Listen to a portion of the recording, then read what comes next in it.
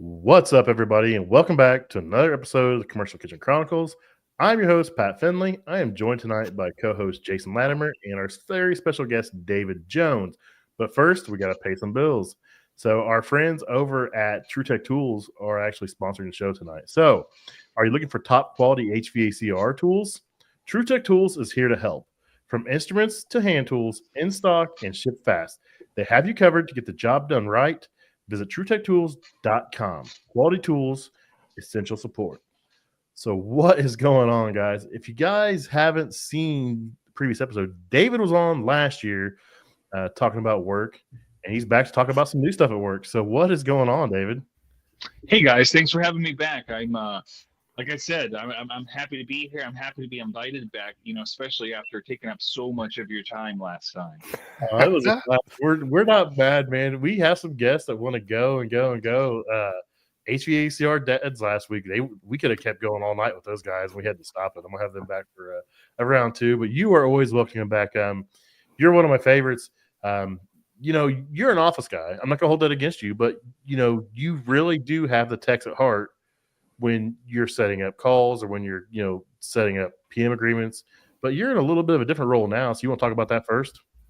Yeah, so it's kind of a lot of weird things happened, since we last spoke. I mean, it's so I'll cut to the chase on how my roles changed.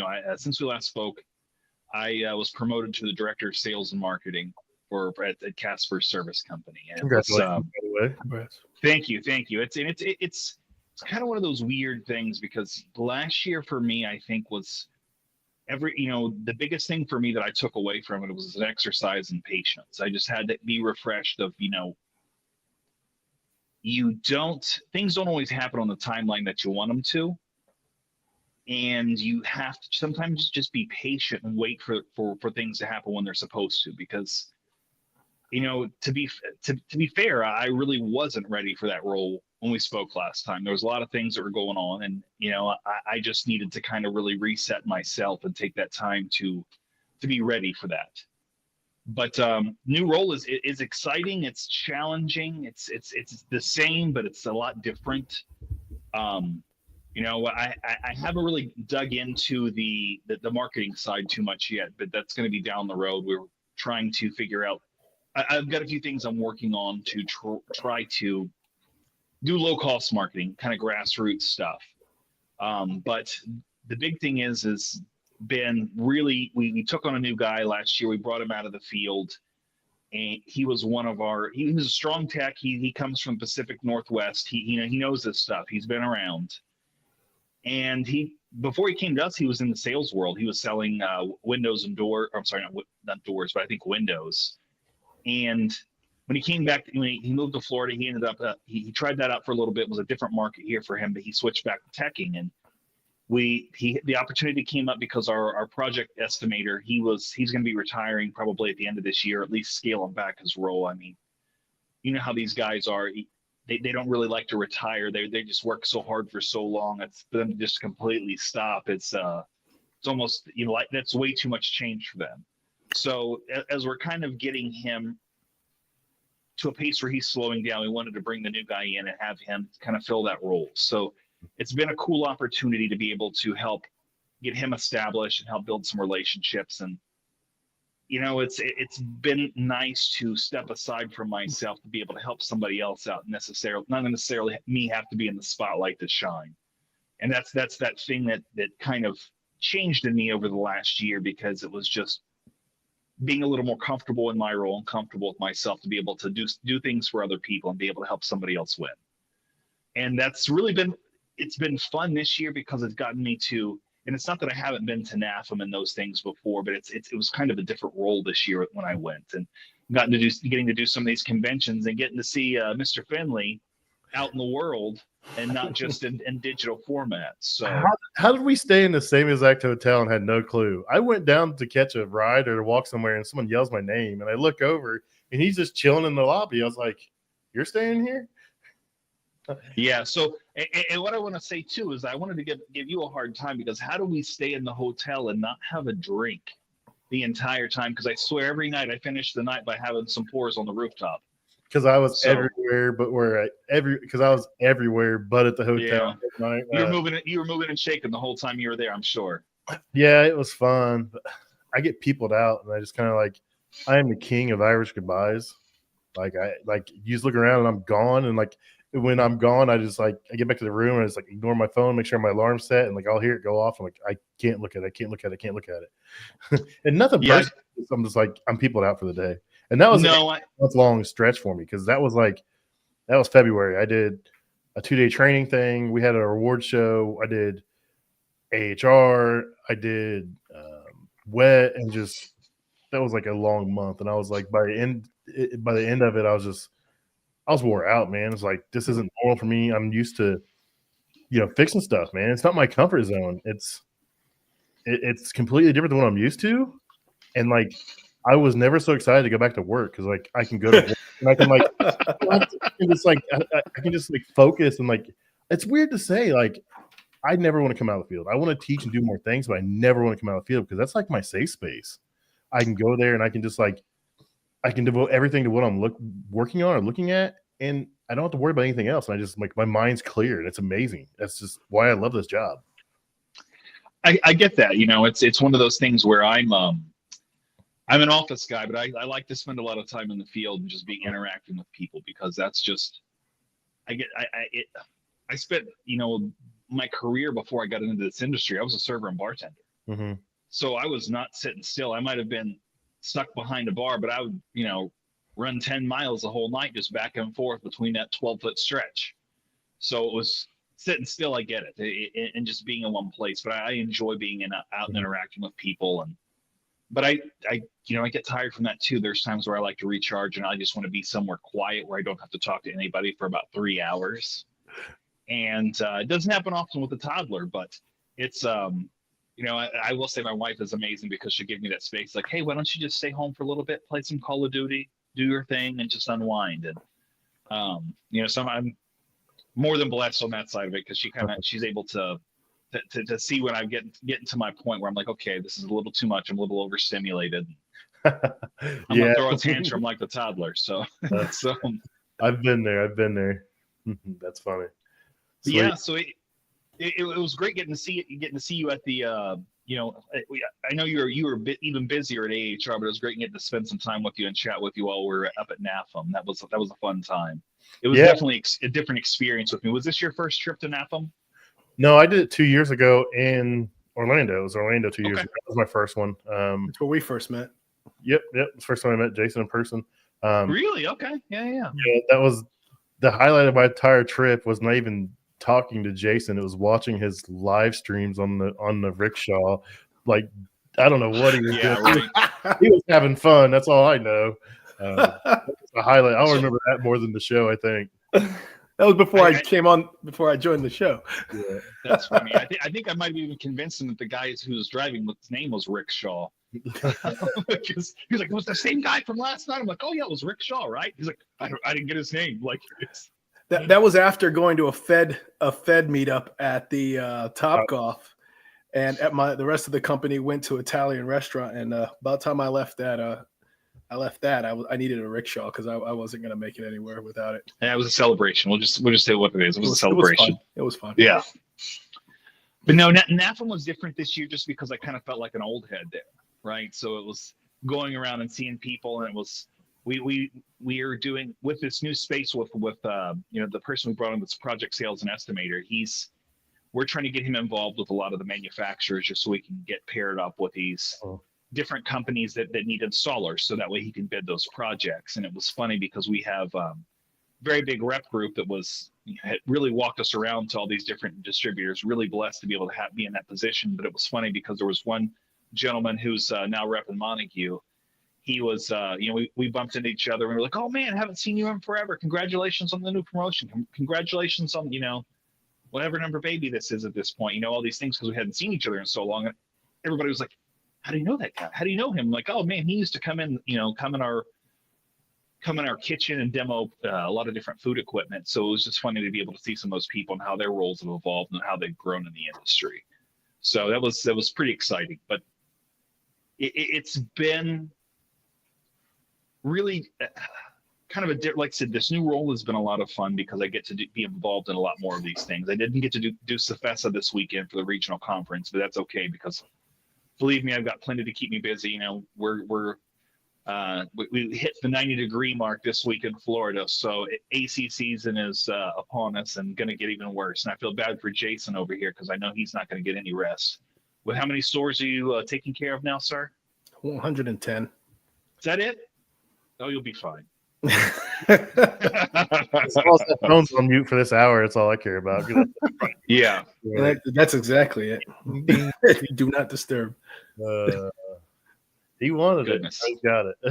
Yeah, that's believe me, I was telling him that, you know, before he got into the role, I kind of tried to warn him what it was.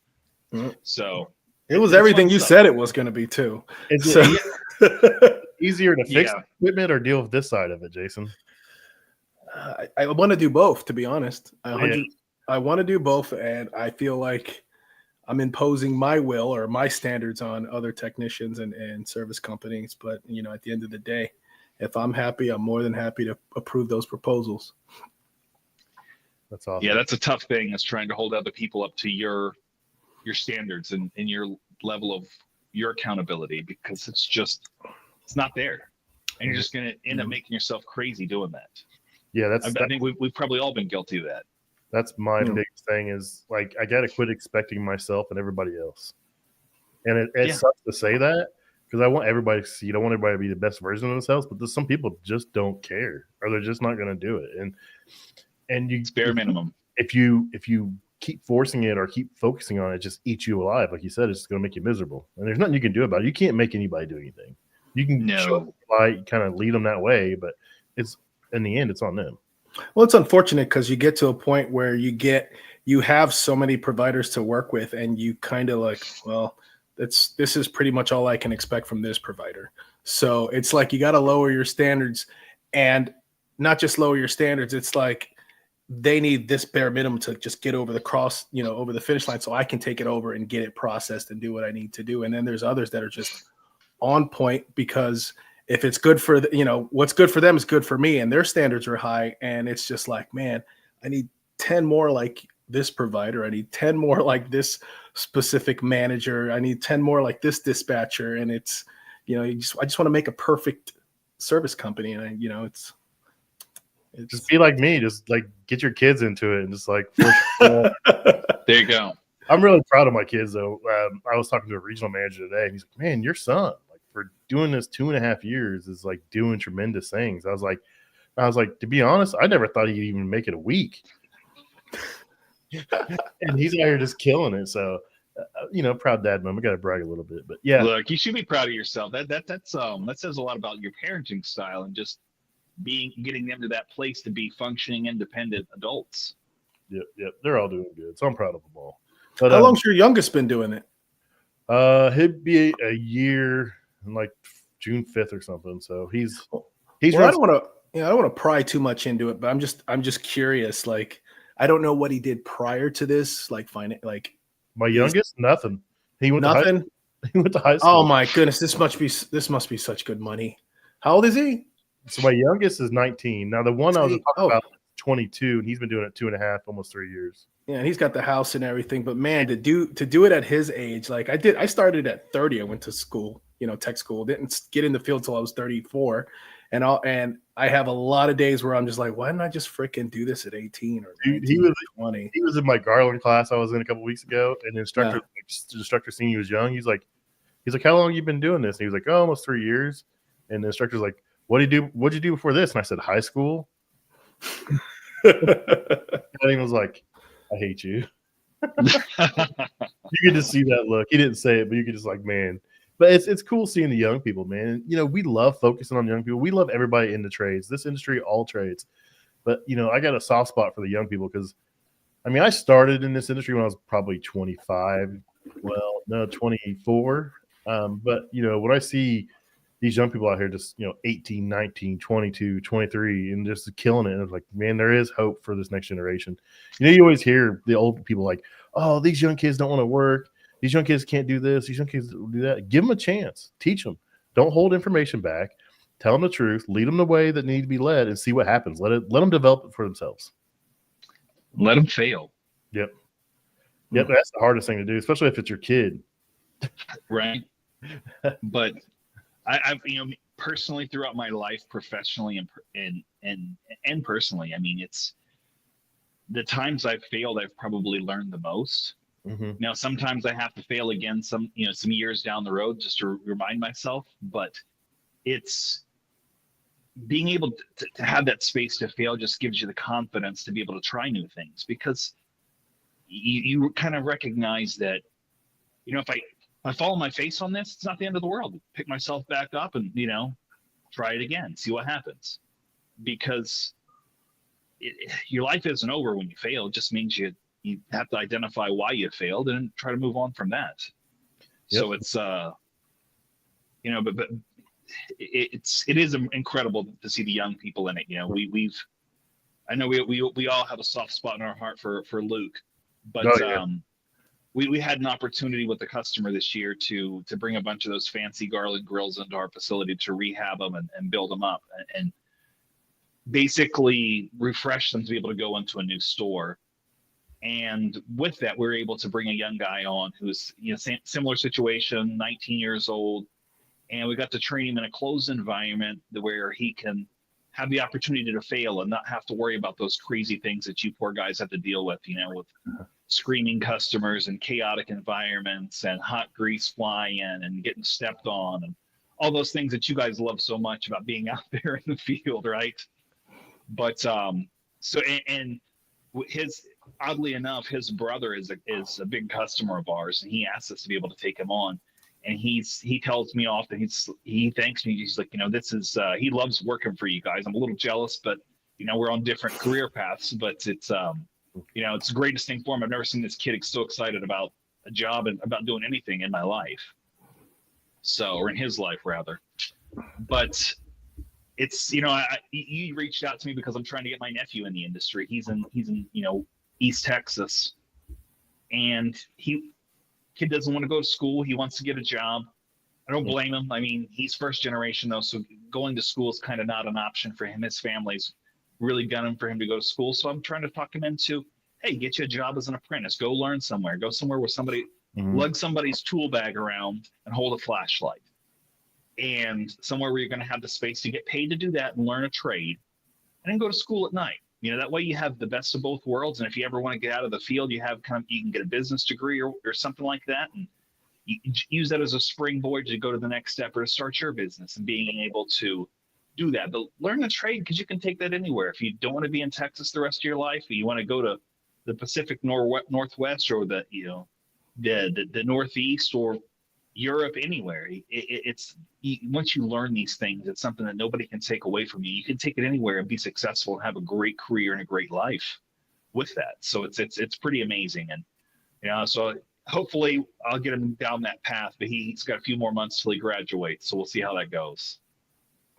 That's cool. Yeah, there's a lot of opportunities out there. There's a lot of companies investing heavily into training, and you just got to find those companies and they're willing to invest in you or someone it's cool to see like Luke at Casper's. When he was there, he was just soaking up all the knowledge he could get. I mean, he was like the youngest Garland certified tech, I think, and he just found a place to invest in him, and he excelled. And they're out there. You just got to find them. Yeah, and the hard part is training that is just so expensive on companies. That's one thing that people don't realize. Those are non-productive hours. Mm-hmm. Those are guys you're having to pay the same rate, but they're not generating revenue. And it's a hard thing for being on the other side of it, not to not be able to see and really understand, because you see the invoices going out, and what the company's billing, what you're getting paid, but you don't think about, you're not really aware of all the other costs that are involved in just running a service call, making sure that they have the van that's full of parts, and proper insurance, all the things that they have, all the tools that they need that are outside of just the common hand tools. So there were just so much more involved in that. Yep. It's until you have a real full view of it, it's hard. And Luke kind of fell into the perfect situation. He came in and got, on the front end of his career, training with a guy who was on the tail end of his career. So the guy was just a wealth of knowledge. and just being able to be one-on-one with that guy and really do that apprentice and master relationship that the trade started at, and really has to be able to for guys to develop and be successful, and to, again, be confident with what they're doing out there in the field. Yeah, there's a lot of things people don't realize with the training. Like you said, the cost you're paying the wage, but there's a whole other cost you don't realize. If you're not working, there's no revenue coming in to pay your wages. So yeah. I mean, it's a twofold loss. They're losing the money to send you there, so it's an investment in you, and they're not making any money off you for the time you're there. So it's really a pretty big loss once you come to think about it. Just say if you guys bill $140 an hour, and that's 8 hours, that's $1,120 in labor, and then parts and everything else. I mean, that's one day. Right. It's just wild to think of, and there's a lot people don't realize that. And I'm guilty of that myself. Like, I want to do this training, I want to do this training, I want to do this training, but I'm like, I make a lot of money. It's a huge burden to take me out of the field for 2-3 days, send me somewhere, have me come back, to get there, back, hotel. I mean, it's a ton. Yeah, all of it. And, I'm going to go out on a limb here. It's probably not too far of a limb here, but I have to imagine you're probably one of their top revenue generators too. So to take you out of the field hurts a little bit. Yeah, it does. But I mean, it's just part of it. And I'll go to training on my own. I'm gonna go down to Tennessee. I'm gonna go hang out with Jay Maiden at Colpack this fall. I'm gonna go take a training class down there. I think I'll do that class. I think I'm gonna stop and talk to the Mealers on the way back. So I'm gonna set up like a 2 or 3 day thing. Take some vacation time, go down there on my own, spend a day training with them, and then go hang out with Loretta and Austin Mealer, and just make a little trip of it. But I'm gonna do that on my own because I want to do that. Now, we don't do warranty work for them, but I want that training, I want that knowledge, and I want that chance to see that facility. And just is what it is. It's just who I am as a person, though. Absolutely, and it's you're like Jason. You're just constantly reinvesting in your career and in your education, and it really has to be that, especially for what you guys are doing, because there's so much that changes. Mm-hmm. I thanks to Jason, I know that there's been a pause on the A2Ls and things like that, but just the things that change so quickly in our industry, it's pretty wild.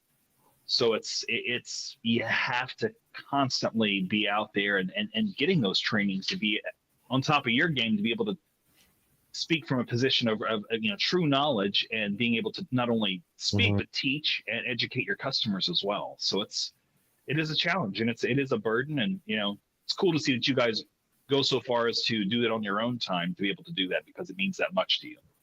It really means a lot to me. Like when I sent myself to that first AHR, I didn't even think about really trying to have anyone even pay for it. It's just like, man, this, as much as I want stuff paid for, I can focus a lot better knowing that I invested in it. And it's, I pay attention more, when it's like, you got skin in the game. Yeah.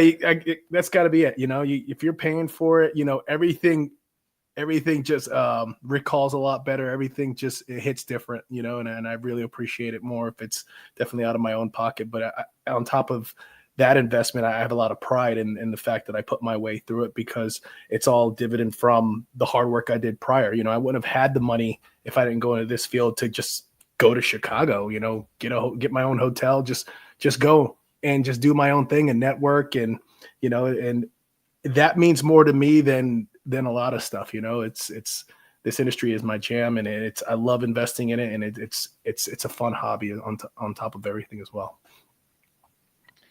It's funny. You guys love this side of it, that you're fixing things. So on my side of it, the thing that really does it for me is being able to help people, help solve problems, help get things resolved for them. And it's gone even further than that, because there's times where there might be we picked up a huge customer this year that's outside of our wheelhouse, and not really our typical. They don't have any kitchen equipment. It's just straight ACs. It's more of a salon space, right? And they were having some trouble. They've got 350 some locations across the U.S., and they gave us about 50 or 60 stores here in Florida. And they were, just through casual conversations, he was talking about different markets he was having some challenges getting vendors for. So I was able to create connections for that. So I get to help him out and create that connection for another company. So it's just cool to be able to make that segue for somebody whose work you believe in, that you think that they're a good company, and they represent themselves well, and you feel confident enough to be able to make that recommendations. And it's kind of an invaluable thing for the relationship I have with the customer, because it's not just this one-dimensional relationship where it's transactional. Hey, give me all your work and I take all your money. It's hey, where else can I help you out at where I'm not benefiting from that at all? I think that's important. It's what are you doing to put the good out there in the world and help other people in the industry? So I did want to ask you something, because I had kind of I keep going back to NAFTA, and I apologize, but I had this unique experience there, and I know I've shared it with Jason. I didn't know if you had it, Pat, when we got to see One Republic. That was so cool, dude. So I really had to take it in for a moment, just kind of sit down and just recognize that when I started in my career, my first job, my first government job ever was working for Hardee's when I was 15 years old. And like it or not, everything that every step we took along the way, or misstep, led us to the moment we're at right now. I mean, I truly and fully believe that. And to think that me working at Hardee's could translate to me standing on the field of an NFL stadium in a group of, how many people would you say were there? 1,000, 1,500? It can't have been that many. Yeah, 1,500, 2,000 max, but it's probably closer to 1,500 to 1,250. Yeah, just right there on the field. Personal concert with One Republic. All the food, drinks you could handle. It was wild. Yeah, and a room full of people who are passionate about the same things that we're passionate about. And it was just very, very humbling to think that, man, I'm literally, standing here, and what business do I have standing on the grass at an NFL stadium? Oh yeah, that was the same thing I said. I was like, how did I end up here? Right. I was thinking that over and over. I was like, how am I here? How am I here? Like, how did I get here, man? It's just how did my life lead me to this point where this is real life for me. It's you have those, you hear about people talking about, they think they live in the Matrix. And that's definitely one of those moments for me. Where it's like, how is this real? How is this a moment that I'm actually experiencing? Yeah, that was to be wild. Yeah, it was. I mean, it's literally speechless, because it was just, you can't really describe it unless you were there, because it's just a very big feeling. Mm-hmm. Oh yeah, good times. Yeah, I find myself asking myself that a lot anymore. When I go do something, or I'm talking to somebody, I'm like, how did I get here? I like fixing stuff. I like working my hands. I like the challenge of what I do, and like somehow I end up at a NFL stadium, sitting on hanging out the 50-yard line, watching a concert. It was like, okay, it worked out. Playing with giant bobbleheads as you walk in. Yeah, to get my pictures taken, and yeah, we were playing sized beer pong with the trash cans and giant cornhole, and it was cool. It was a fun time. Yeah. So what is your biggest takeaway from NAFM? It's really just kind of reinforced about how important relationships are. I will say that, because there were a couple of people that we met with, and I don't want to name drop just because that's a little weird, but we, some different rep groups that we worked with, and a couple of them are monsters. One of them pretty much handles Disney in Florida on their own. Another one handles, and just being able for them to personally walk us around. And then we had another group that we had met at literally the morning we went to AHR, we went and had breakfast at First Watch to meet with them, and they're dissolving their in-house install team, and they were looking for a company that could help them all throughout the state. So whether it be white glove delivery service, installing, setting up, and starting up, and it's really been able to, just having these new relationships has helped us get new ASAs, get us in new spaces that we've never been. So it's just, and seeing all the people the last time I was at NAFM, they're probably in a different role now, or doing something wildly different. And I will say, the one manufacturer that blew my mind while I was there, Atosa. Really? I didn't realize how much they'd expanded their line. Mm-hmm. The only thing I'd really seen, they'd been on my radar for, was just some reach-in coolers here. Reach-in refrigeration. Yeah, they're a whole other world now. They've got some robotics. They're into ice machines. They've got hot equipment. They're What stuck out to you the most? really just the range of products because there was so many things that they had there. So just I wasn't. I will say I wasn't as blown away this year by the new cutting edge things that I was last year or the last cycle with with all the robotics that we got to see because that was new and wild to me, and pizza vending machines and the robotic servers. And I didn't really see anything that kind of blew me away to that regards, but it's just it didn't feel as big as Orlando. Maybe I'm wrong. It didn't at all. And the Orlando NAFM, Atlanta wasn't that big, or it didn't have the same vibe. It didn't seem as big, not at all. It seemed smaller to me. So one of the crazy things, I don't know if you looked at the program at all, was seeing the international areas because there was really two big international areas, and one thing that blew my mind was Chinese was one. That makes sense to me. They've got how many billion people in China, and China, Asian food. The equipment's a little different than some of the other your traditional things that you're cooking with. Some of the ranges you just burn a little hotter, but they had a whole section for Turkish, for Turkey, and so I had to kind of go down the rabbit hole. Apparently, Turkish cuisine is a very very well known, very highly sought after, and it just wasn't on my radar. So that's I want to try it. Yeah, so now I'm ready to try some different Turkish food. So I'm gonna have to seek that out, see what that's about. I'll go off your recommendation. There's something, got to be something local. Yeah, that'd be cool. Yeah, Atosa, they have a walk-in cooler that's driven. It's a inverter driven. Looks like a mini split, like condensing it on top of it. It's pretty cool. But what I'm talking about Tosa is their combi chef is based out of Indianapolis, and his unit is actually in my warehouse. He uses our warehouse because we have a hood and hookup. So he comes in, he films in there all the time. If you walk in that back door and you smell food, Chef Jeff is in there cooking. You're about to get fed. That's what's up. I need to have him on. He's a really cool dude. He's repped a bunch of brands, but he's been at Toast the last 3 years or so, and he's killing it over there. But he's a combi chef, man. It's pretty cool. Where's Atosa? Where is Atosa from? Is that an Asian market? I believe it's a Chinese company or Chinese company, an Asia company for sure. I'm pretty sure. Yeah, I don't think I go a day without going into some establishment and seeing that piece of equipment. Well, and it's weird. They have their own little service network thing. It's not like a normal service provider. They don't use a whole lot of places like us. I think they have their own guys. It's a little different. I haven't done any of their work. Interesting. I'd see their combi all the time. No, sit in my warehouse. David, did we ever do any work for Atosa? I feel like maybe. I mean, I think we're ASAs now for something like 70 or 71 brands. Yeah, which is crazy in itself, and it's growing every day. But it's I'm not sure, but I've heard that they're really shaking things up in that side of the industry, that they're capturing a ton of market share. So there's somebody that I definitely want to work with just so I can learn more about them and just kind of get more well versed in the equipment that they're selling now. Because again, I was only familiar with the little reach-in coolers, the little sandwich tables, anything that they have like that, because that's what I'd seen in a lot of places. It's funny. It's where I'm at now. It's just like, okay, great. There's the brand.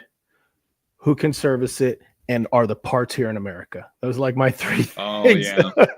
It's like, where are the parts at? I don't care how fancy this is, but if a sensor goes down and I have to wait for it to be shipped overseas, like hearing the word it's coming from Italy just drives me up the wall. It's just like, why'd you say that? Why'd you say Italy? What? Is it espresso machines? No, it's combis and things like that. Yeah. I'm not even going to say a brand. Pat, don't. I'm not. But Pat, don't. I'll play good here. I'll play good. I don't say names when you're here. I'm just saying, not just Italy. Anything that comes from overseas, if you're going to sell it here and it's going to be widely, installed and serviced, then I think all the major parts should be here. That's just my absolutely. Opinion. Yeah. My mini split will not come on. I'm sweating. Sorry. So keep looking. If it makes you feel any better, Pat, I'm freezing. I wish I dropped my AC to 72, but this bottle that David got me is a little hot. Got me hot. That could be a problem. I didn't even think about that. So The Blantons. yeah. So your role is more than it was before. So you're doing some marketing stuff. You said you want to get back to the grassroots marketing. So are you guys having technicians going to start filming some content for you, or are you going to be out in the field following technicians around, helping film some content or figure some stuff out, or how's that going to work out? Did you figure that out yet, David? No, so what I'm going to do, one of the things that I really want to do, because I think I want to keep things simple. I want to keep the cost low because I'm new in my role. I'm not trying to spend a bunch of the company's money. I'm trying to be conscious of that because I want to make sure we're allocating our funds to the right places. Mm-hmm. We had the opportunity also, we had the opportunity to join RIFMA. Is that the fancy one you went to this year, Jason? Mm-hmm. I wanted to go to RIFMA really bad. I think that would be very beneficial, but that was a lot of money. It was. And where's it next year? I don't know. Hopefully, that'd be great. So I'm just trying to be conscious of what the company's spending because my role's a little different now, and I just don't want to get wild with throwing money out there. One of the things that's low hanging fruit, I found out from my wife because she has one of her leasing people at a different property that you can get the QR code for your Google site. And I was thinking, hey, we can get these QR codes, turn them into stickers, slap them on the back of the guys' tablets. That way, when they're out in the field, we can say, hey, how did everything go today? Did I do a good job? You can get a review in real time. That way, it boosts your SEIs or search engine optimization SEOs. Yeah. But that way the guys can get feedback, and that way that they can kind of get recognized while they're in the field. And we can create an incentive program because talking to piggybacking on your comments earlier about trying to get people to change and do the right thing. That's a pretty tough task to do with anything, getting people to change. And there's really, in my opinion, only two ways to do that: the carrot and the stick. I know Jason's heard me say it about 1 million times. You either incentivize people or have a punishment. And so set up some sort of incentive program for the guys, whoever gets the most reviews done this month. And that way we're just getting all this positive feedback, and we can use that for our website. We can create testimonials with this. So these are things that really don't cost us any money other than the printer paper for creating these stickers. But I think that's a good place to do it. But those are low-level ways of getting us out there and just getting more people aware of us. And that's one place to start. We obviously have to work on our social media presence, which is not my favorite thing, but I realize how important that is. And really, our website's been in construction for a while, and I know we've had a lot of different iterations because we've had a lot of different identities. But that's been fun too, and just coming up with different marketing material to empower my team with, because they have people that call in all the time and want to know stuff, and they really don't. We haven't had anything really set in stone for a while, so it's just I learned that I can create a service map, like our territory map in Excel. Took me forever. I signed up for probably about a dozen different mapping websites for free trials just to run through and see what was really going to work. And I figured out how to do it in Excel, and it looks beautiful. It's our color schematic for what our brand is, and just being able to do that and do different things and put together just some material that they can share and just to be able to distribute to folks, and having to put together service packets for whenever we're doing sales meetings, so I can give my managers those, and some of the sales guys, I can put those together for them, or even some of the senior techs. That way, when they're going to run that ASA, that warranty call for new, they can drop something off. Hey, how come your regular company can't take care of this for you? We can do this, and this in here, and just get us out there and get more exposure. Because you can do a lot of different things, but I'm a firm believer you get out and talk to people. That's the best way to get somebody's buy-in. And it's my new strategy when I'm going out and doing cold calls. The flyer I put together, I literally put our ASA list on the other side of the flyer, because I can tell That's people smart. it is because it's, hey, you know what? I understand your reluctance to take a flyer with a new vendor because you don't know what you're getting into. Flip that sheet over. Here's our warranty providers, the companies we can do warranty work for.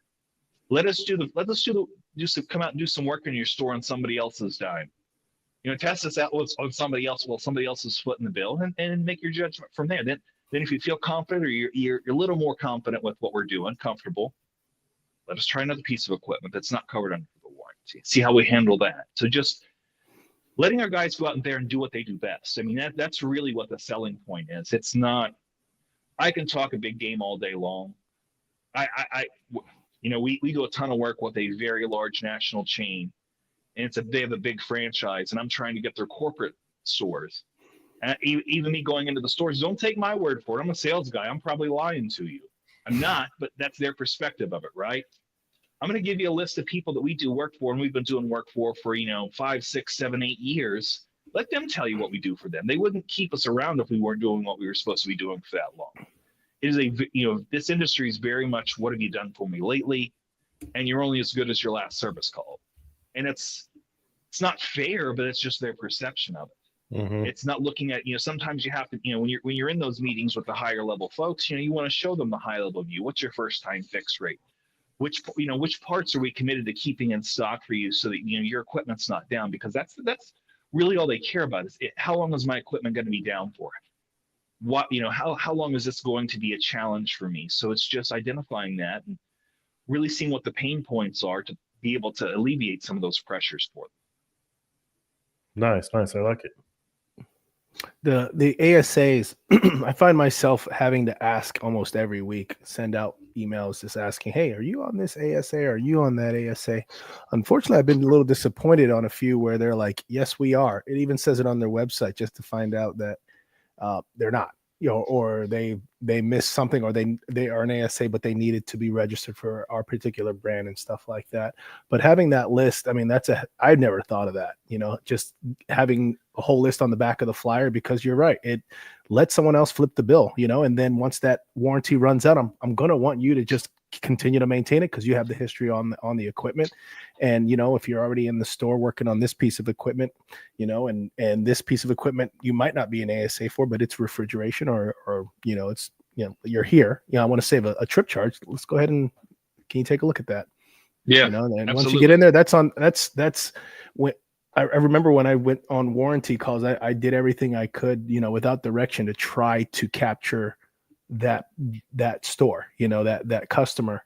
And, it's your opportunity to shine. It's yours to lose. If you got that key to get in there and have at it, if you don't maintain that, you keep that job or keep that customer. I mean, it's really a great opportunity where you're in there all the time. That's your time to shine.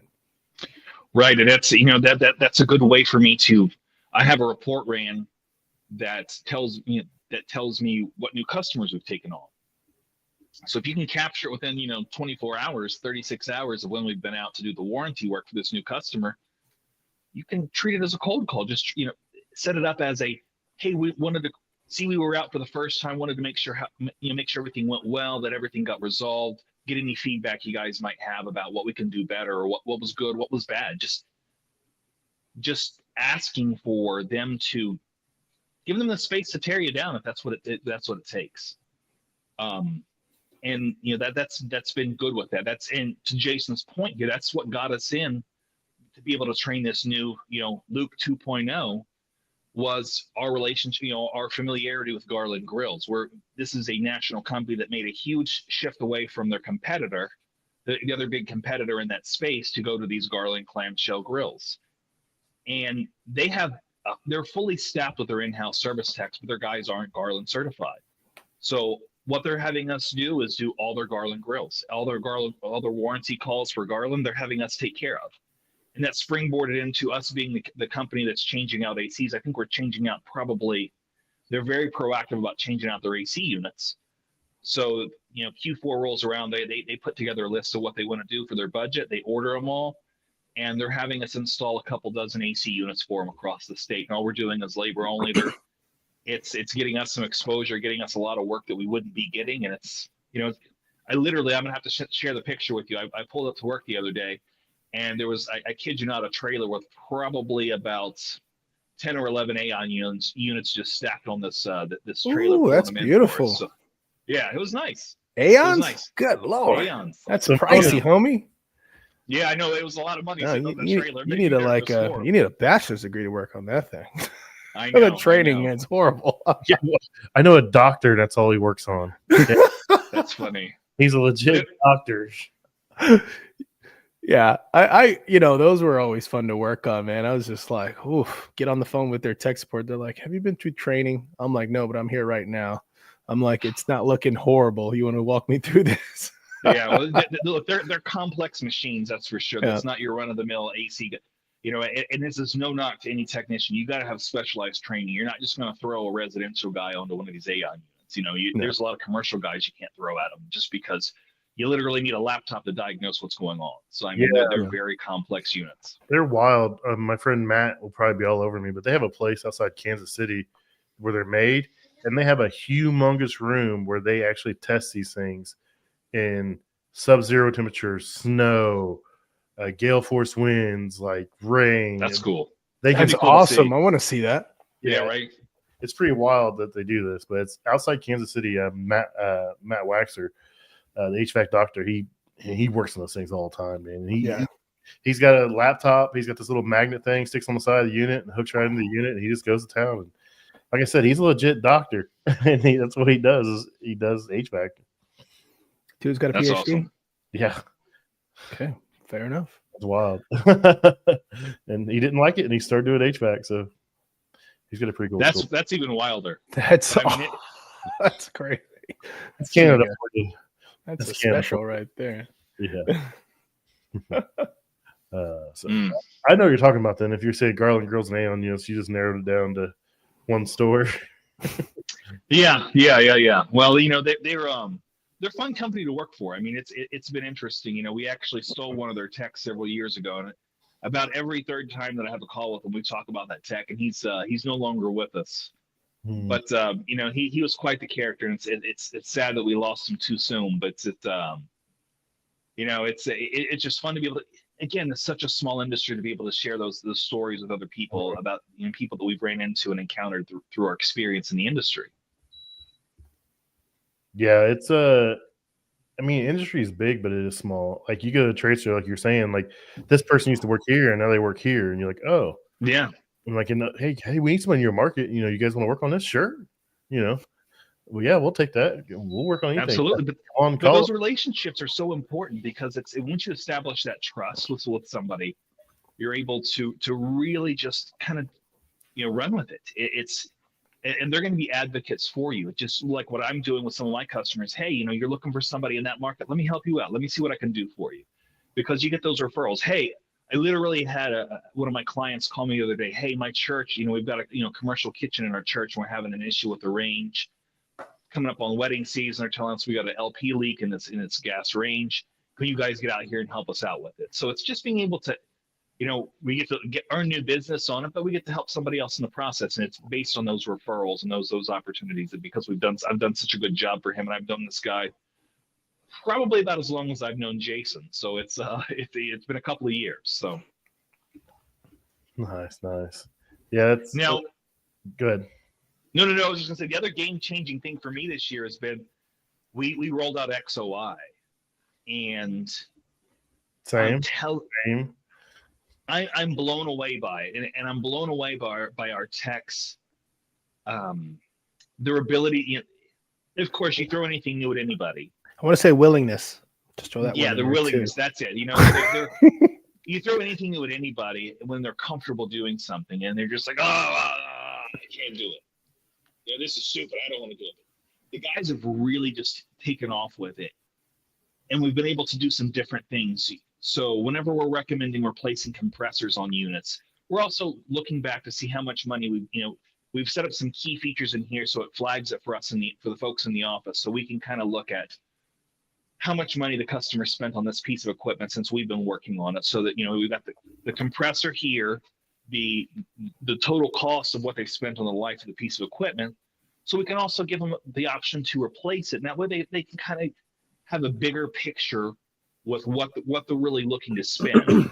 The other cool thing is I've been able to sell the shit out of some PMs by using these XOIs. Don't know if I can swear on here. You whatever you want. That's tame enough. Yeah, that's real tame. But just being able to show customers what we're doing on the roof while we're there, what we're doing with the equipment, because there is no tangible effect with PMs. You guys know how important they are, but if it's not making their if it's not making their AC run cooler or their fryer run faster or whatever the case may be, what's the value in it? But if you're able to show them what it looks like before and after and what they're actually doing to it without them having to climb on the rooftop, that's a very valuable selling point, because it just provides one more layer of peace of mind and one more layer of accountability.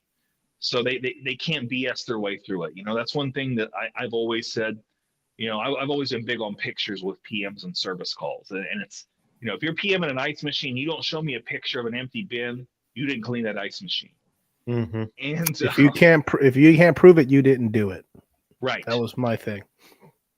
But it has to be that, because, you're going to be questioned on these things, because PM, while our labor rate on PMs is drastically cheaper than what we charge for service, still a big ticket item, because it's taken 3 hours, 2.5, 3 hours for any ice machine, if you're doing it right. If you're doing it right, it's you got more than 2 ice machines there. That's most 2 ice machines. That's half more than half your day. You got 3 ice machines. That's longer than your day. And we haven't even talked about walk-ins, ACs, or any kind of small refrigeration.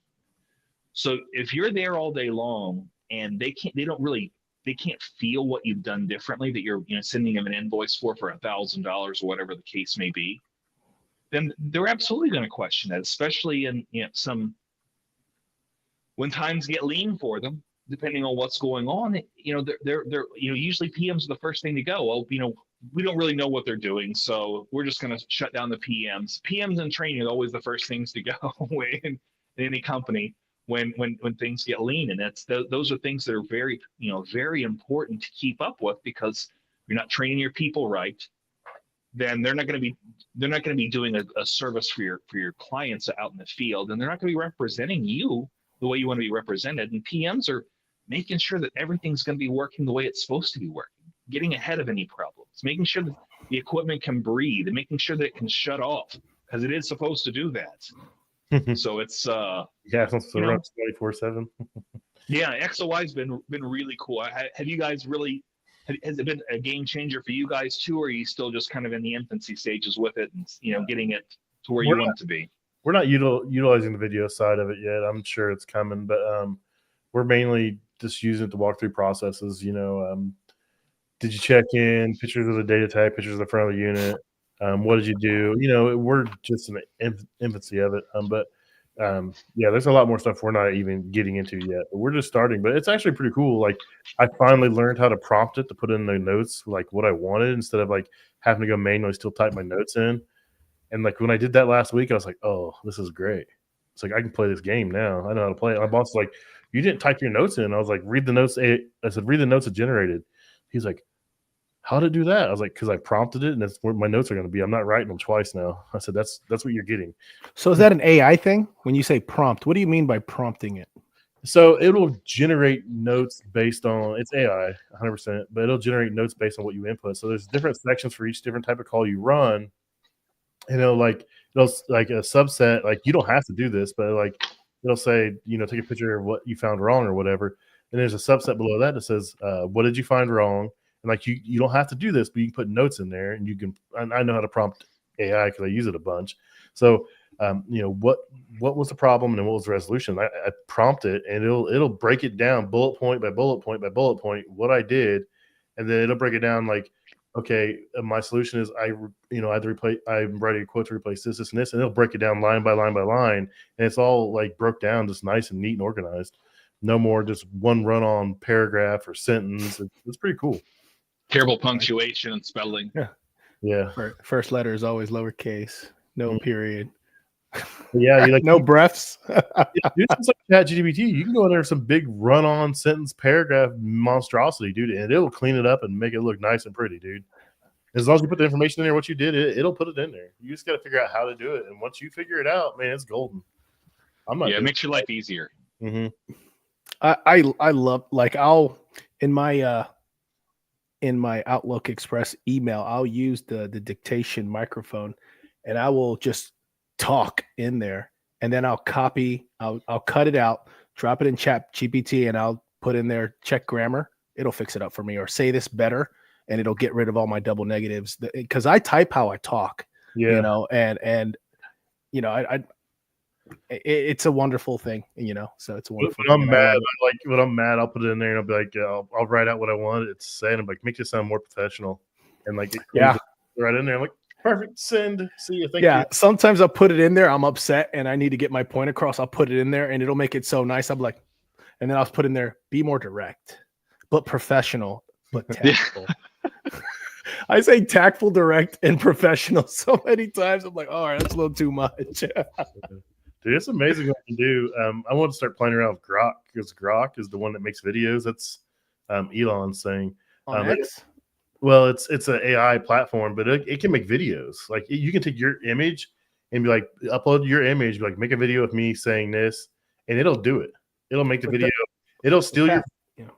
It'll take your voice, and it'll do everything. It's wild. Oh, that's creepy. But don't you have to have a subscription for that? It's like $50 a year. It's pretty cheap for what it does. Oh, a year? Yeah. Because ChatGPT, I was looking into, it's like $20 a month, and I'm really considering it just because I could have it on all the platforms. Yeah. But no, it's Or all my devices. I mean, it's pretty cool. That's what there's some organizations playing around that for training stuff. $50 a year. That's not bad. Yeah, so it's pretty cool. But it's called Grok, Grock, and it's Chat GTP based, but it's like a video side of it. It'll create an image or a video if you want, or you can like use your likeness and your voice even. I've been seeing a lot more AI videos, and they're just, to be honest, they're disturbing. I'm Yeah, like really getting over, and then I find myself focusing more on hands and the people in the background. I'm just like, is this real? And then I see someone's face morph, or I see six fingers, or their hand disappear, or things merging together, and I'm like, Jesus, this shit looks almost satanic. Oh, that's bad. It freaks me out. It's just like, why did they have to do that? It's like, who's thinking this stuff up? I could have gone my whole day, or maybe my whole life, without seeing that. It's all going to keep getting worse and worse and better and better on their end. So, yeah, it'll be interesting to see how it unfolds. You know, once we get some time and distance playing with it and get it out of, you know, I consider right now kind of the beta stage. We're really just trying to figure it out. And before Skynet goes live. Yes, exactly. I'm waiting for someone to say, yeah, you video chatted us and you asked us to clear your whole bank account out. That's what I'm waiting for. Someone said that like they asked some AI expert, they asked him like, will, you know, the Terminator happen? He's like, oh, 6 out of 10%. He's like 60% chance it's going to happen. I'm like, holy crap, 60% chance that Terminator will happen. Like they will come to life and they will try. Great. So we need to save money so we can get compounds, so we can get seeds, so we can live off the grid. You know, people are busy trying to become snowbirds. I'm trying to find a piece of land off the grid. That's just me. Look, there's a ton of islands out in the world that are uninhabited and probably for sale. And, you know, just live in a tropical region away from nobody, you know? Like no power, you're like distilling your own water, like just leave me be.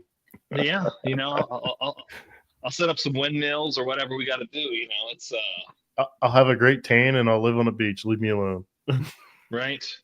I'll distill my own coconut liqueur and... that's fun. I'm coming over for that, for sure. So what's some of your goals in your new position for this year? You know, so my big goal this year is, you know, obviously, I'll tell you my fun goal that I told my boss, and this is going to make you guys laugh. I told her that my goal this year was to make her mad every time she has to approve my commission check. But, that's a good goal, man. I love it. She said the same thing. She laughed at me, shook her head. She's like, "That's a good goal. I hope you get that." But you know, I really want to see this new gentleman get up and running and be able to grow that department, because our install department, you know, it's kind of, because we were an in-house company for so long, it really relied on our own stores, and there's so much potential out there because we have the people, we have the experience, and I think there's a lot of potential for us to grow in that market. So I'd love to be able to see that really take off, and just be able to have a whole farm of people doing that. You know, at some level, I'd like to have somebody else. I'd like to bring somebody in to do what I do and have them help out with the service side of things and be able to go out, because I've gotten to the point right now where I don't even, it's going to sound bad, and I'm saying it on video, so it's even worse. You know, I won't even go visit a single location in most times, because I love going to do site visits, but if it's a single location new customer, we just don't have the bandwidth for it. It's with those 50 new customers, we took 50 new locations we took on at the end of the year. Last year was the last quarter. Then the first part of this year, we took on 36 new locations in Orlando. So it's a lot of stores. I mean, we're talking close to 100 stores just with 2 new accounts. And one of them really isn't a new account. We just expanded it. So it'd be nice to be able, but I also want to be able to grow our team and make sure that our guys are comfortable and be able to grow those markets. I got them to move down into Fort Myers last year, and I really want to see that take off and really solidify North Florida. I don't really have any ambition for Miami in that area, just because that's a challenging market. But I'd like to see us maybe move up into the Panhandle, and that way we can maybe start sneaking across the border, run some hot calls in Georgia and Alabama, and be able to justify it, just to be able to kind of get our footprint. We're bent on global domination, so that would be it'd be nice to see us jump the border and hop into another state and be able to take on some work there, which we've done in the past, but it's not really been anything consistent. It'd be nice to be able to leave my mark and grow, regardless of when my time's done with the company, that way that I could say, hey, I've done this. Hey, I've grown up to this point, because it's been, being able to get into Fort Myers was actually a big thing. And it's because honestly, that was a long time coming, man. It was. I mean, that's a long time I feel coming. like that's a market that's really struggled down there. I've heard for years, had customers like, hey, when are you coming down to Fort Myers? When are you coming to Naples? When are you going to be here? And I hear that they're just kind of stuck with the same couple of vendors and a few smaller guys that just really are not getting the level of service that they want. And so, I'd like to be able to kind of, big goal, I want to be able to cut my teeth into some marketing stuff and being able to really grow that, but also getting into RIFMA and being able to grow that network with more folks like Jason that are facility guys, and expand that, because I don't want to be stuck in Florida for forever. If that sounds crazy, I don't mind living in Florida forever, but I want to be able to do work in other places. So that's really my goal. I don't know if that's realistic for this year, but 2 years, I think that's a realistic goal. I agree. That's good. That's good. Yeah, I think it's attainable. It's going to take some work. But, you're doing the right things. You get the right values. You get the right outlook, the right mindset for it. I mean, just believing in your guys, and your higher ups believing in you is all it's going to take, and then just putting in that legwork. I think I want us to be uncomfortable, to be in that state for a while, because when you're uncomfortable, that means you're growing. Mm-hmm. Nobody really likes being uncomfortable, so it's going to be irritable, and everybody's going to be grouchy and grumpy because they don't want to be uncomfortable. They want things to stay the same, but nothing ever stays the same. So let's be uncomfortable. Let's challenge ourselves and push ourselves so that we can get to the next level. And I want to take on new customers. Again, this retail space has been, I don't want to get away from who we are, because that's important. But the retail space has been an interesting challenge, and it's been a weird thing. I have every NTE they send in is $1,500 NTE. I'm like, oh, we can diagnose and repair and do all kinds of things, through these, $1,500 NTE, and they're running, and we're running through third parties, and it's been cool because we've been able to get new customers from that. Because with this one customer, again, I told you they have a national footprint, and just seeing our scorecard against their other vendors are in the high 70s on average. And we're like running 97% for them. Wow. Which is huge. I mean, that's a big deal. That gets us visible to other companies. We're going to appear higher on those search lists whenever companies are looking for new folks. And it's been nice for the guys, because it's kind of a funny situation, because they don't want us to talk to they have a lot of customers inside their space. Mm-hmm. So they basically they're the landlords with a whole bunch of tenants inside, and they don't want us to talk to anybody yet there. So imagine if your office was telling you, Pat, that, hey, we don't want you to talk to the customers. We want you to go there, fix stuff, and don't talk to anybody. How would you feel about that? I love talking to people, man. Well, but I mean, you can see where you guys you probably work with would absolutely love that, right? Oh yeah, there's guys that don't It's want me. But no, that Come on, makes sense. Jason. I mean, these are salons, and your customer isn't the people inside it, because this stuff's probably remotely controlled anyway. Your customer is just the landlord. You want to make sure that it's comfortable inside. But that would be hard, because I want to go downstairs and be like, "Hey, how's it feel in here?" I want some of that validation. It's like when Of course I you do. cook, I sit there and stare at my daughters and my wife. I'm like, "So how You're just was waiting it?" for that attaboy. Yeah. Oh, 100%. I need an attaboy. I need a scratch. What I'm looking for is when I'm cooking is that happy dance, and they're just they get that good food, and they just start get the happy dance. I'm the hungry girl being fed good food. Yeah, that's it. Yeah. That's funny. That's funny. That's great, man. I love seeing you embrace the new role, growing, and looking for challenges. Like you said, you never grow when you're in your comfort zone. I mean, Yeah, become complacent. You just roll with what comes in. You don't change. You don't grow, and get comfortable being uncomfortable. Yeah. I mean, and that's a hard thing because we like being comfortable. One of the things that I say all the time is, my goal in life, is I'm looking for comfort wherever I go. If I'm going to a concert, I'm going to pay a little extra for the nicer seats because I don't want to necessarily be crammed in like this or having to be standing the whole time. I want to be comfortable, but being uncomfortable, when I look back at my life, the times where I was uncomfortable and struggling, I really cherish those moments looking back at it, because those are the times that when you're going through that growth, it's not so much, you don't appreciate it while you're going through it because it's a struggle. But once you get to the other side of it, you see that growth that took place, and that's really special. Be able to see that in other people, and that's been a fun thing to be able to do now, because I have more of a leadership role with the company, is being able to teach some of the people in the office some things, and being able to show them, hey, there's this and this. I one of the stupid things that I share with everybody is I have this crazy database that lets you break down the nomenclature on every AC unit through all the different variations, that being able to tell, down to the week or the day of the year that it was manufactured, and being able to share that with people so they can kind of be empowered to go look at that information up themselves, and being able to understand just kind of the basic principle, the basic concepts of HVAC, talking about how air balancing affects a building, and how they could, when they walk into a restaurant and they notice that when they pull that door to open, they can kind of feel the air being sucked in, and what that does to the building itself, to the homeostasis of the air in the building, because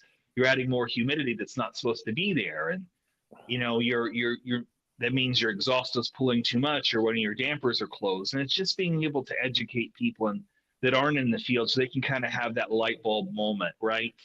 Mm-hmm. So it all comes together, and then seeing them be able to take that when they go into places and just be like, oh, I wonder why this. When they start being inquisitive about it, and that's amazing, because when you start asking questions because you're just genuinely curious, that's a real learning and a real passion, where just gets that seed planted, because you're able to show them something they didn't know before, and they're able to have a better understanding of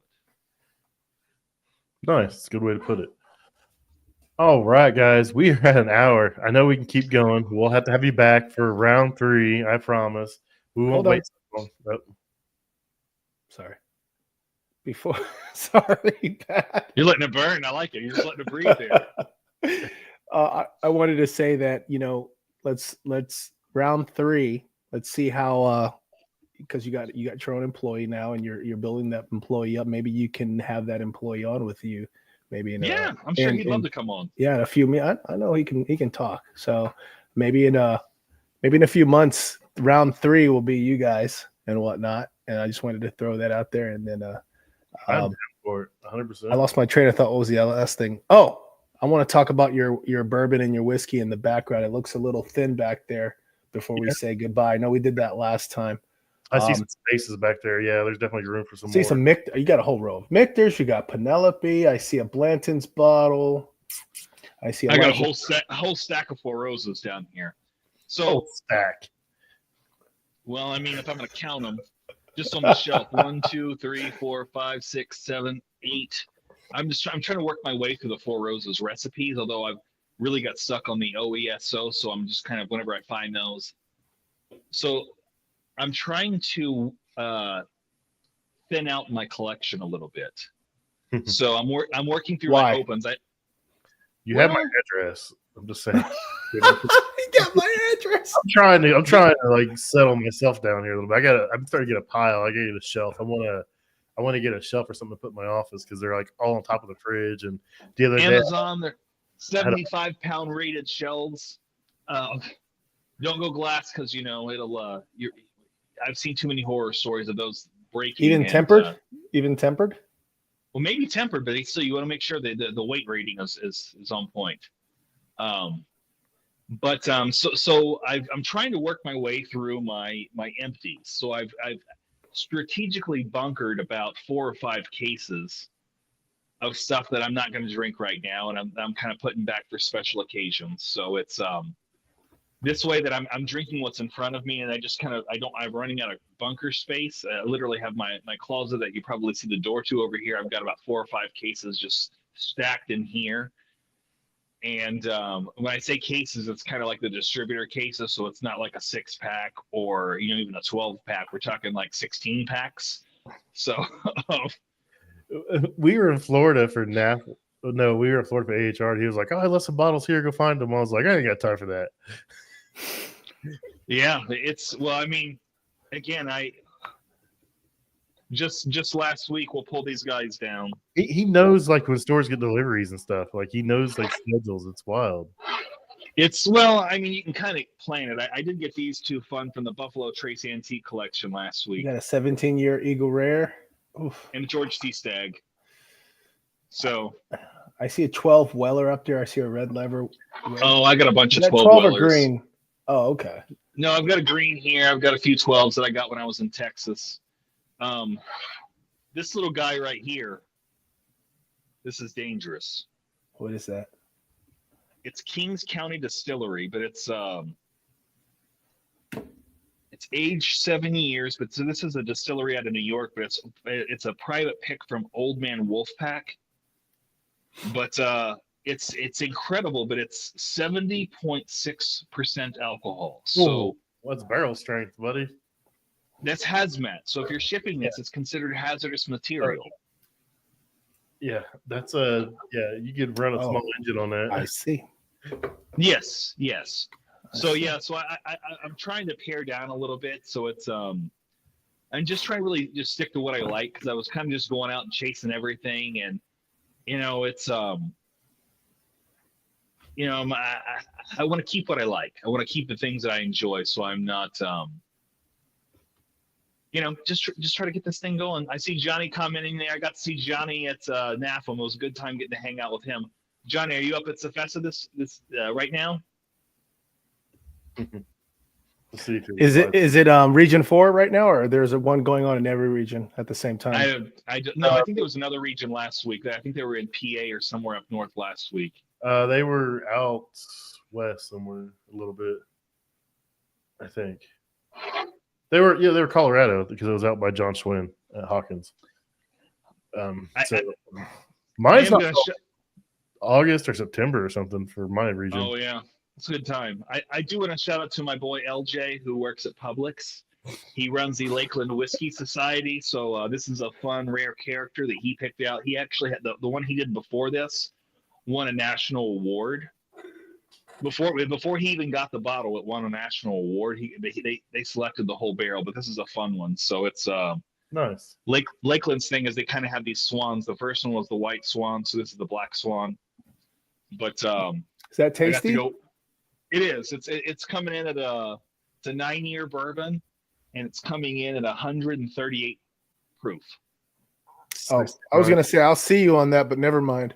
That's a little. But so the cool thing take about the skin off the roof of my mouth. Yeah, and the lining out of your stomach. You put that on some ice. Yeah.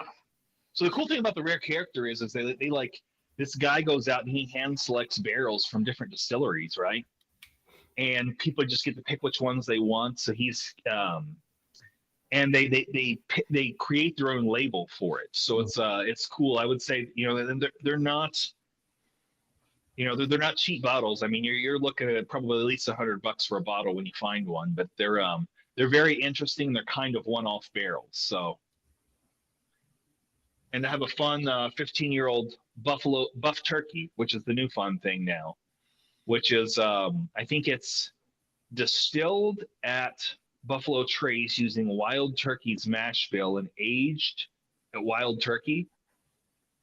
So it's very weird, but it was from, I guess I hear from some defunct brand that was going to take off and it didn't. So there's just a ton of these barrels floating around that are single barrels that are, but I mean, I think no, it's 16 years old. There's a bunch of 15, 16-year-old barrels just sitting out there that, people are just gobbling up and packaging. So, Nuts. but yeah, so I'm disappointed we didn't get to drink last time, Pat. So we're going to have to set that up next time we get together, or I'm going to have to get you some samples up so you can, we'll do a little advent calendar for you. Yeah, man, it just didn't work out. Like I'd text you and I wouldn't hear it ring, or just like we just couldn't link up. Well, my problem is I had my notifications set so low because I just, my work-life balance is important to me, and it's again with my son, it's whenever I'm here, I want to be able to be present for that, because that's the one benefit that I have about being the old dad, is that I want to make sure that I'm soaking up all this time in, because I'm able to recognize how finite this time is. There's only so much. I heard some crazy statistic that by the time your kids leave your house, you've already spent 80 or 90% of the time that you're going to get with them, which is heartbreaking. It's 10-20% left of the rest of your lifetime while they're living theirs, right? Yeah, right. I mean, because they're at that point, they're living their life. They're becoming who they are, and so I just want to make sure that I have the wisdom at this point in my life to be able to recognize how important it is for me to be here for story time, be here for, when he wants to go jump on the trampoline and be wild, let him be wild, let him be crazy, let him go get dirty and be outside and explore, and let him bump that head, even though I know it's going to see him cry, but I'm just delaying a lesson. If I don't let him, if I stop him from doing something now, it just means he's going to do it later. And maybe it's going to be worse because he's going to be taller, so the trajectory is going to be even worse. I mean, it's so it's all those things. So just but I'm really trying to be. My phone calls come through, but like if any of my social media stuff, I don't have that set to where I get notifications on it, just because it's and I shut it all down at a certain point at the night where I don't get anything else coming through. That originally started because I had a project manager who would be about 4 cups of coffee and then call me at like 5:30 in the morning. And while I'm awake, then the rest of my house is, I'm enjoying coffee and just kind of preparing myself for my day. And he's just, like, well, I'm awake, but not everybody else is. And he's like, yeah, I'm with that, and just blow right past it. I'm like, man, I need to call somebody else. So I just set it up to where I don't even receive phone calls before 7 a.m. So it's gonna call somebody else. Wild. Like, You said miss me with that shit. It sounds like our group chat. Like, well, like send a message like 11 o'clock, and I'm up at 4 o'clock. I'm like, I still want to respond. You send a message at 11. 4 hours. I snooze those chats, snooze those group chats, because you just be at work and then all of a sudden you're just like, it's like rapid fire, and like, especially the more people you have in it, it's like, oh, I can't do it. That just gives me anxiety just thinking about the vibration in my pocket and on my watch. Or even worse, playing it out loud. Right. It's not that bad, but we'll go on some tangents, and Jason doesn't reply all day, and you just like, Jason's just getting blown up, and he's just ignoring it. I'm actually not. Yeah. I just don't. I do have my stuff off. I have my work phone on, and I put my personal phone to vibrate. If my wife calls, it comes through. If my kids call, it comes through. And when I get a break, I see where we are in the conversation. If it's not, I have a pretty big size screen. I see what's in the screen. I'll scroll up a little bit and like, all right, I'll comment on the last thing, and then I go back to work. He used to have us in his contacts where we'd pop up when he had notifications off, and then he had to shut that shit off real quick. Yeah, it got out of pocket. He's like, no, I'll turn this off. Yeah, it's I'm bad about it because I get long-winded in text messages and emails. No, but I'm the worst because if somebody else sends me a long-winded text message or email, I'm getting about 4 or 5 lines in, and I'm just missing the rest. I'm like, okay, I got everything I need, I think. You can read mine, but I'm not reading yours. Yeah. Well, I try to be aware of it now just because I'm like, oh, let me just call this person because I'm just putting too much here. So it's. Yeah, I do the same thing. Like, my regional manager was looking for clarifications. We're trying to refine like the truck stock for refrigeration tanks. He sent me his list of like 20 capacitors, and I broke it down like, okay, these are individual capacitors for certain compressors. You can't, just use anything on these. Then there's a list of like all these capacitors. I was like, okay, you can use this one for this one, and like trying to explain to him. I was like, I'm just gonna call him. I was like, bring the list up. I just sent you an email. Let's walk through this. I'm gonna tell you what I need to tell you. You write down what you need to write down because it's gonna be far easier. You're not gonna understand what I typed out because you don't speak tech. Yeah. That's look. I have my field managers. I'm like, look, you're gonna, I know enough to be dangerous, but sometimes I need them to dumb it down for me just so I can get a good understanding of it, so I can repackage it and talk to somebody who knows nothing about, anything technical. So it is fun. So I understand where you're coming from, because it's, my fun thing is I always say, what's the delta T across the coil? Because I can say that, I know what it means, but in layman's terms, nobody else knows what that means. You can talk about TXVs all day long, but they don't know what it means. It's a thermal expansion valve. It's just being able to relay that information in a way that they can understand it and be able to grasp it. 100%. Yeah. All right, fellas, I am going to pull it because we're an hour 20 minutes. And, man, you let me get long-winded. Sorry, you're all right. I appreciate you coming on though, because you're a blast. It's good hearing someone in the office that still understands the technicians' problems, but is also looking out for the technicians and the office at the same time. A lot of times people in the office don't understand the techs. We think they don't care. They just don't understand or don't know. So we just take it as they don't care. That's not really the case. But, you've showed time and time again that you care about the technicians and the office, and you want everybody to succeed. And that's really refreshing to see. Yeah. And I'm a big person. I don't want any of my team to take an ass chewing that's unnecessary. That's why they pay me the big bucks, right? They give the ass chewing to me. That's my job. I don't want my techs to get berated out in the field. I don't want people on the phones getting berated by customers. If you need to call and complain to somebody, that's me. I am the complaint department. I'm the person, that's here to, I get that you're pissed off, scream at me. I'm not going to take it personal. I'm going to just take it all in, and we'll just go forward. We'll tell you how we're going to fix it and move forward. But I don't love that whenever they're mean to my team. That strikes a chord with me. And I'm like, okay, let me jump on that hand grenade here, because that's not what your guys' job is. Your job's there to save the day, and that's what it needs to be. And be a lunchtime hero. Here, I ain't heard that in a while. I know. Me either. All right, guys. I appreciate you tuning in for this long one. It means a lot to us. We love David. Thanks for having me again, guys. We love David and everything he does for his guys down at Casper's and the industry. And the industry as well. Yeah, David's a great guy, a great asset to the industry, and we really appreciate him taking time to come on, time away from his family, and come on, hang out, talk bourbon, work, everything. So, have a good night, everybody. Thanks. Thanks again, guys.